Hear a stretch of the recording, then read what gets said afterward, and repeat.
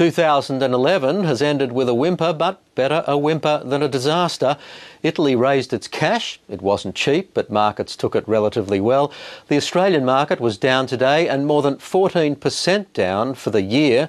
That's the first back-to-back annual loss for the All Ords since 1982 and the first for the more recently created ASX 200.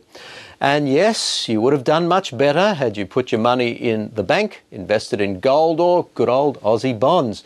But it hasn't been a great year for commodities generally because of Europe and a slowdown in China. The Standard & Poor's Total Return Index for commodities is pretty much back to where it started in January. It's heading for its first annual fall in 3 years, mainly because of weaker copper, cotton and cocoa prices. That partly explains why the ASX Materials Index, which includes resource companies and steel makers, has performed so poorly, even worse than retailers, represented by the discretionary index. It was the defensive telecom and utility sectors that fared best, closely followed by food retailers. Looking at the top 100 stocks and including reinvested dividends, here are the top 6 performers: infrastructure and telecoms, as well as Iluka, makers of the extravagantly priced zircon and titanium. And here are the bottom 6, the makers of steel, well represented, though no retailers.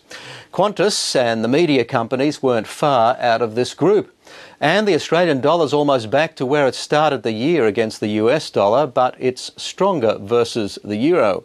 And that's finance. Have a happy and debt-free new year.